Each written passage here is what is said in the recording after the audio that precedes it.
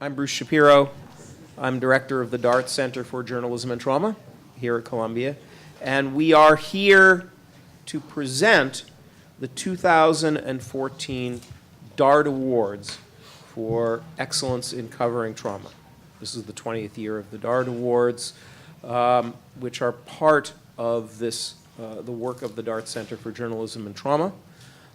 It's my favorite time of the year, the selection of these winners by a distinguished panel of judges and the presentation of them, really celebrating the finest of journalism craft in the face of the most challenging subjects. This year's winners spanning community violence, family violence, sexual exploitation, in past years, war, torture, all of that is on the table. And yet it's the subject not only of excellent journalism, but of journalism of such commitment and craft that we can honor it with joy and with pleasure in the act of research, in the act of storytelling, in the act of honoring victims and survivors. The Dart Awards recognize work that is journalistically excellent, that portrays survivors with dignity and compassion, which informs the public about trauma and its impact on individuals and families and communities. And I will be joined in giving out this year's Dart Awards by Jim Lammers, representing Ken Dart and the Dart Foundation, who support the work of this center. We had, as I mentioned earlier this evening, close to 200 entries for this year's Dart Awards, and they were of an exceptionally high standard. It was, I can tell you, our staff, led by Kate Black, and a whole raft of preliminary judges and the final round judges had an extraordinarily difficult time sorting out winners from a field of finalists which were universally excellent journalism, which were searching and thoughtful and came at the question of trauma as news from many, many different angles, some investigative, some eyewitness, some interviews, some from documents, some digital in its presentation, some very traditional newspaper stuff. The Dart Awards, a few things you need to know, have traditionally been a team award. We'll be recognizing individuals here tonight, but we also recognize the news organizations they work for. From the very beginning 20 years ago, it's been the contention of the Dart Awards that doing excellent reporting on trauma and violence and aftermath and victims and survivors requires not just an individual reporter's commitment, but the backup work of an entire news organization. Photographers, layout artists, editors, producers, in any medium, it requires that kind of a commitment to both produce excellent reporting in the first place and then present it, reporting on very difficult subjects in ways that that engage audiences and readers and viewers and downloaders, that invite people to participate in very difficult issues and very difficult lives, and move people from compassion sometimes to action. This is something that requires a newsroom-wide commitment, so we will be honoring entire news organizations as well as the excellent individual reporters you'll hear about tonight. We're going to begin with honorable mentions. And I should say that, again, extraordinarily difficult field. Honorable mentions are still extraordinary Dart Award winners and recognize work that is way above the normal standard of commitment to covering trauma, to covering victims, and to covering impact on community. 2 honorable mentions by the judges this year. The first is to More Magazine. More Magazine received an honorable mention for Hidden Cause of Chronic Illness, This illuminating feature explores the connection between domestic violence and chronic illness, drawing on new scientific research and interviews with medical experts and survivors of violence. Judges called it a tremendous story on a new concept and praised Alexis Jetter, the writer, for clearly articulating the biological ramifications of trauma. The judges also remarked on the story's significant impact on policy, legislative, and on the grassroots level. We may talk about that impact a little bit later. There's a team of 4 responsible for the story. 2 of them are here in attendance. Let me read the names of the whole team, and those who are here, please come up. Alexis Jetter, writer, and Jennifer Braunschweiger, the editor of More Magazine. Please come up, along with your colleagues Natasha Lund, photo director, Julia Fullerton Batten, photographer. Thank you, and please, by all means, say a few words about this remarkable story. I've done a lot of stories about trauma, I think, over my many years in the journalism business, first as a newspaper reporter, as a magazine writer. This was different. This started with a study from the Centers for Disease Control, and the real trick with this story was to put people in it, and to put people in it in such a way that you didn't just feel flattened at the end of it. And I probably interviewed 24 people who'd undergone domestic violence. I probably interviewed a dozen doctors and as many activists. And the trick really was to find a way to tell the story that you got the full impact of the trauma, but as Holly Near would say, you could shine a light on the door. And with Jennifer's help and with the help of domestic violence survivors, activists, and doctors around the country, I found a way to do it, and it was enormously satisfying for me because I got a lot of email afterwards and letters from people who said it really made a difference in their lives. So often in this business, you just write something and it goes out there. You never really know who it's going to affect or who reads it, or it can drop like a stone. And this was one of those really unusual experiences where people got in touch with me right away and said it helped them understand their own lives better. And there's nothing better than that, you know. So, thank you. The second honorable mention this year is to the New York Times Magazine for The Price of a Stolen Childhood by Emily Bazelon. I believe no one from this team is here. If you are, make yourself known, but I'm just going to go ahead and read. This thought-provoking feature tells the stories of victims of child pornography and chronicles their pursuit of restitution from men who view their images, exploring a wide range of legal and emotional issues. Judges praise The Price of a Stolen Childhood for gracefully delivering on its promise to illustrate the emotional, legal, and financial impact of a new source of trauma, and for showing the complexity of legal interventions and their unintended consequences for victims and survivors. Emily Bazelon, writer, Elena Silverman, editor, Ina Jang, photographer, Joanna Mittier, photo editor, Leah Miller, research editor, and Mark Vandewaal, research editor. Let's salute the New York Times Magazine team for an extraordinary story.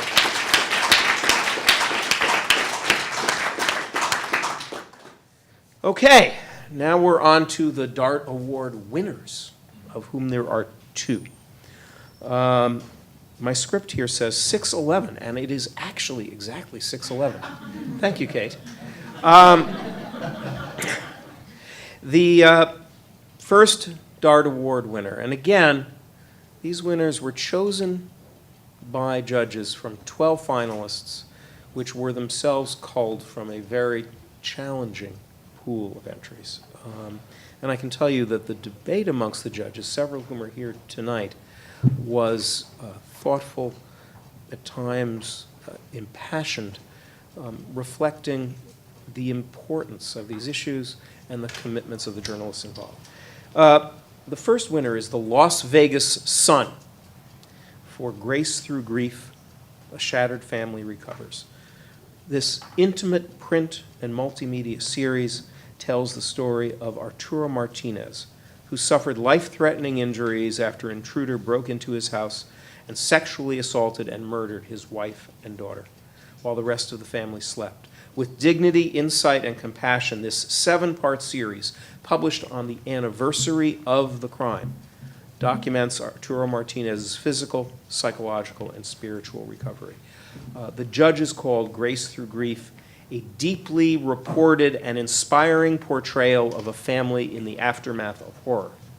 They called Valley's prose, that is writer Jackie Valley, exceptional, and photographer Leila Navidi's photographs powerful and intimate without being disruptive.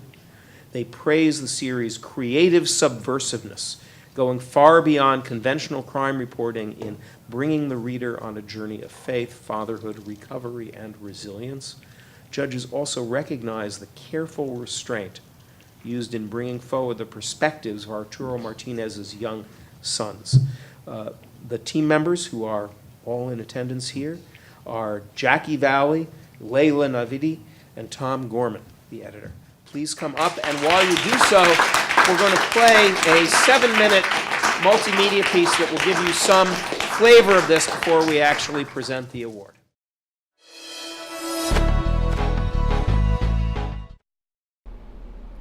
I am Arturo Martinez Sanchez, and this is our story.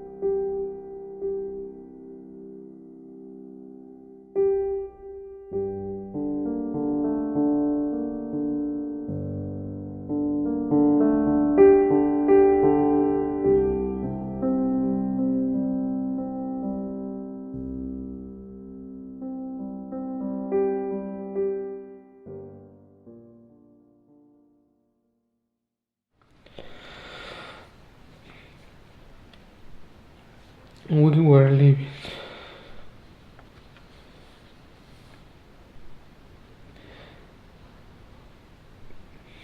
the American dream.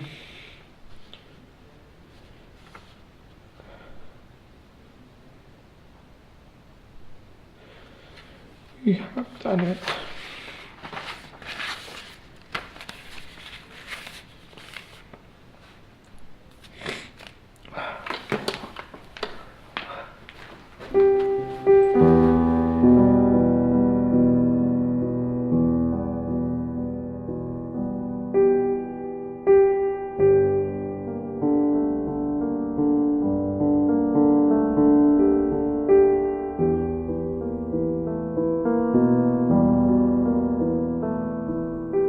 Day after my wife and daughter and I had been assaulted, I woke up at 5 p.m.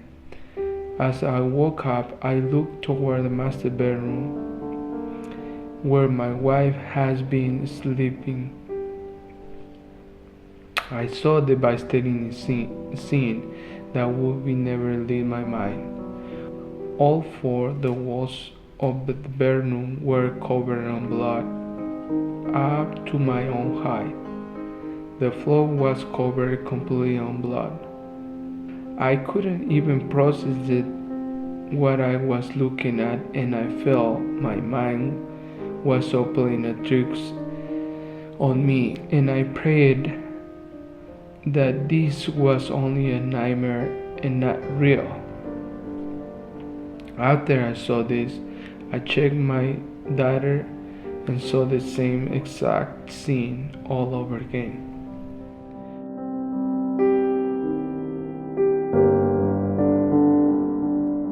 About 3 days later, I hear my sister singing to me, "Arturo, you have to come back to us.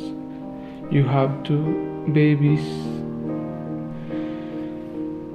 that need you."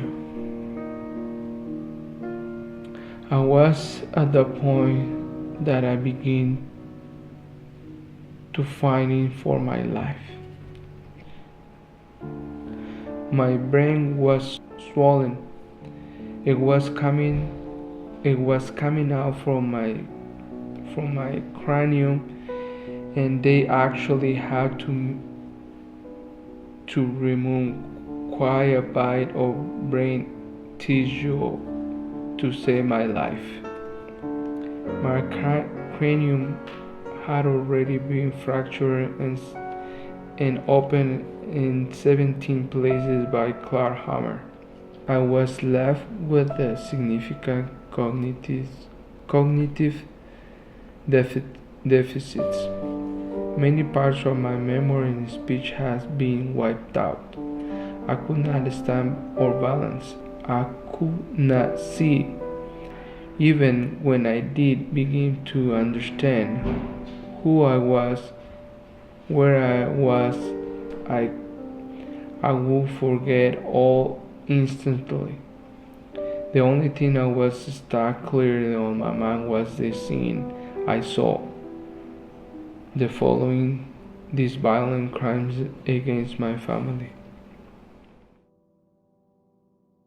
Forgiveness is not a choice that God gave to us. It's a commandment, because I have to forgive.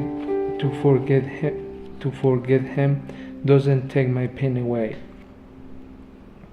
Having to forgive Him, He will be able. The most difficult thing I have been on my face with in my lifetime. Our happy family was destroyed by the evil of this man.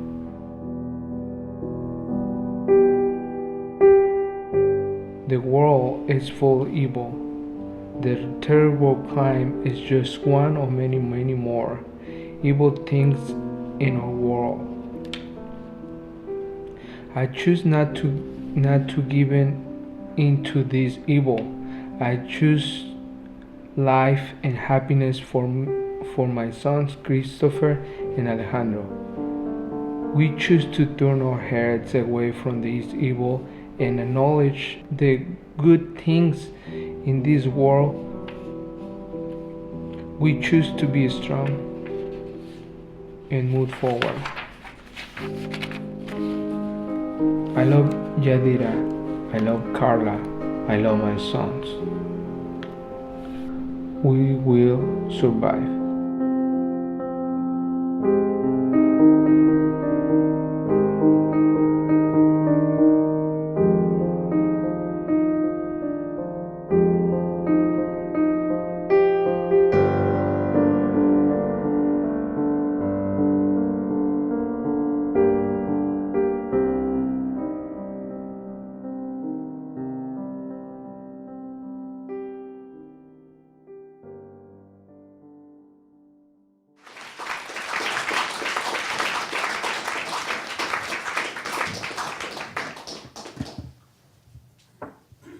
First of all, thank you.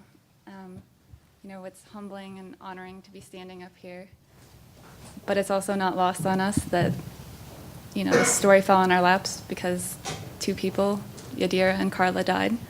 And, if we could take it all back to have a family intact, we would. I think we were grateful for the opportunity to follow Arturo and his family as they recovered and tell their story, which I hope any reader would see many signs of resilience and hope that, in the light of the cruelest and most unimaginable crime, that, due to love and strength, that people can move on and once again live their lives. So we're splitting the thank yous.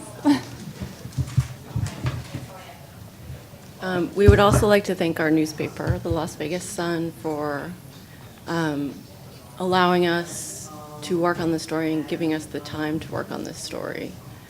We are not a large newspaper, we're not a large operation, so a lot of people came together to work on this with us and help us make it happen in the end. Our editor, Tom Gorman, the copy editors, the coders, the designers, the rest of the photography staff, which allowed me to work on this while picking up the slack for me, and everyone pitched in for it, so it's definitely a group effort. And we also want to thank the Dart Center for supporting this type of journalism for the past 20 years. And one thing I maybe didn't convey initially was, the first person we should maybe thank is Arturo and his family for letting us into their lives at perhaps their most vulnerable point. This was a stranger that entered their home, and we were also strangers, so it's somewhat baffling to me still that he put so much trust into us.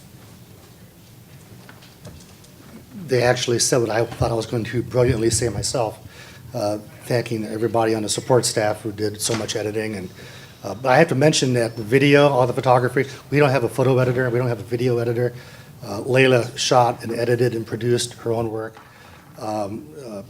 Layla and Jackie worked hand in hand like sisters in a remarkable collaboration. They're on the same page. They just knew intuitively where the story was going, and they followed it as partners. I couldn't be more proud of them as journalists, and I'm grateful that they're on our staff. Nobody can have them for a few years. Let them get a little more years under their belts, and when they're 50 or 55, maybe you can take it off. Thank you very much.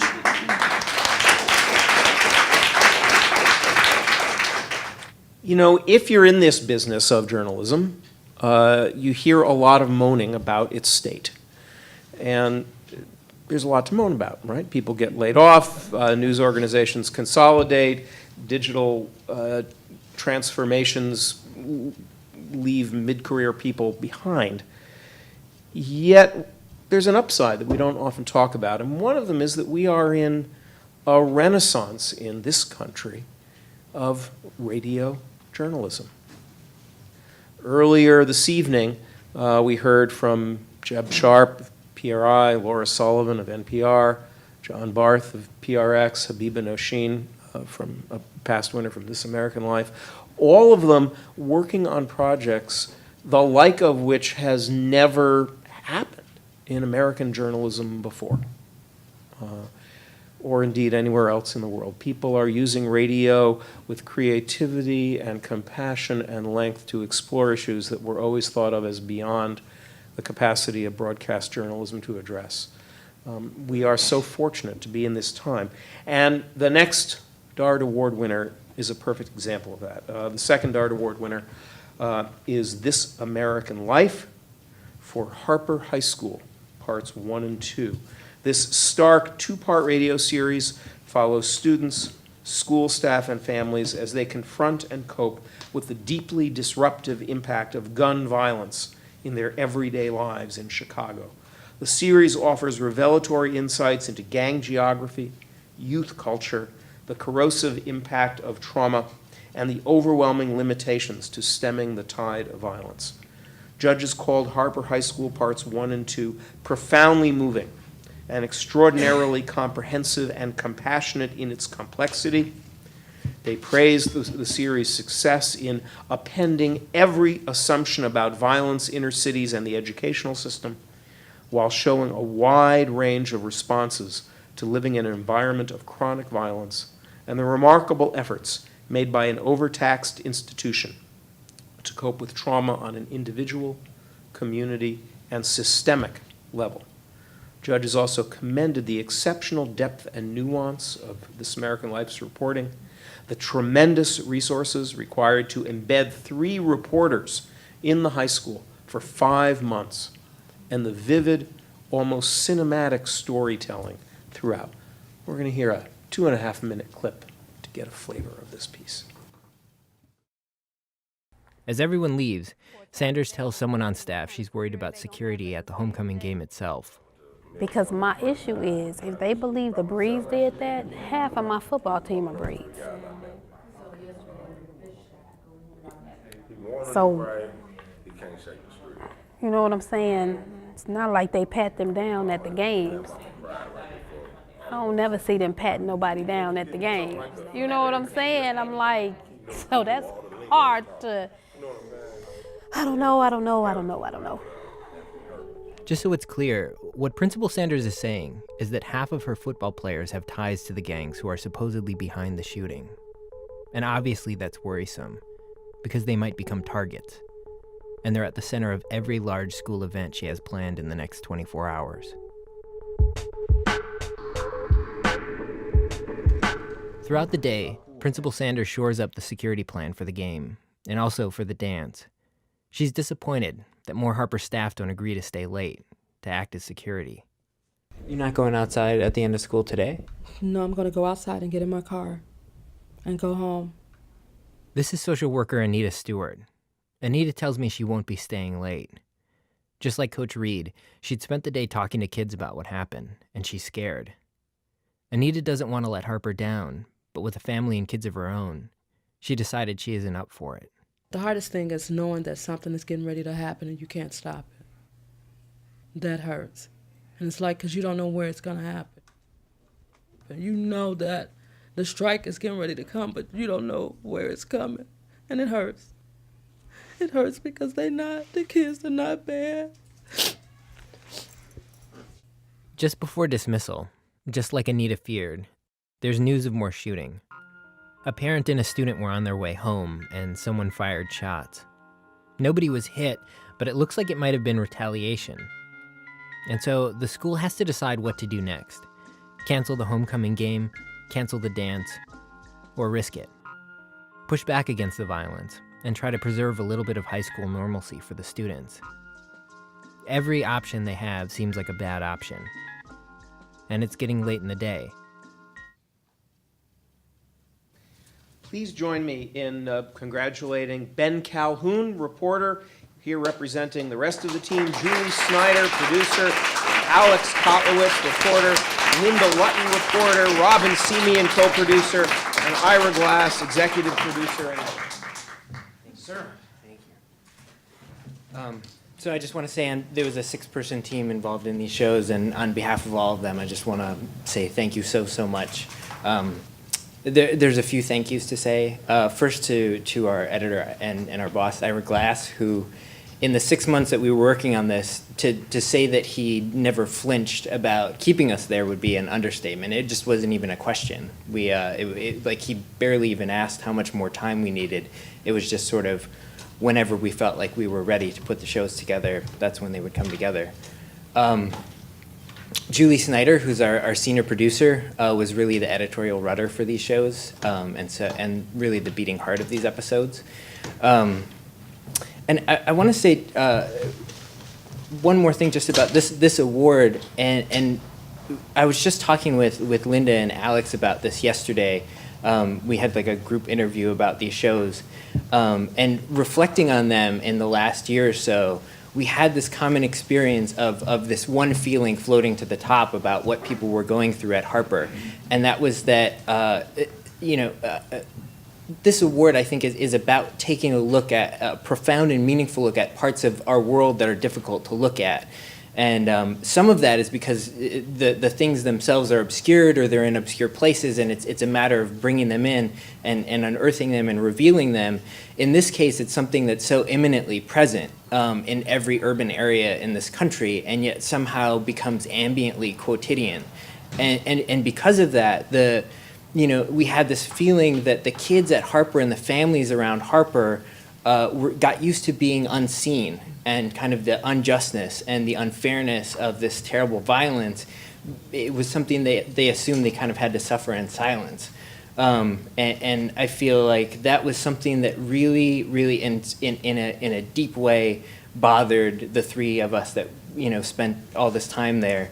And this feels like the collective weight of the journalism community sort of getting behind that feeling of looking at this thing in a more profound way and letting these people and their experiences be seen. And the other thing I just want to say is there's a huge debt of gratitude that I know we all feel to Harper High School, to Principal Sanders, to the faculty.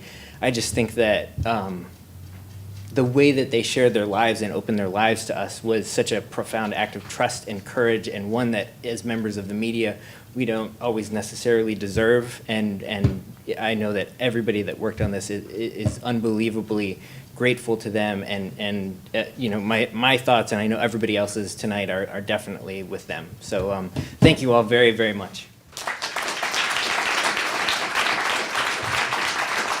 Thanks, Ben. Once again, applause for all of the winners and honorable mentions tonight. It strikes me that there's a common theme to all of these, which which is justice. At the middle of all of these stories are events for which there is no adequate legal justice, and yet all of the reporters and producers and editors and photographers we're honoring tonight tried to do at least storytellers justice to these extraordinary events and these extraordinary individuals. Thank you all. Let's take a 5-minute break again, and then we're going to come back to our winners panel.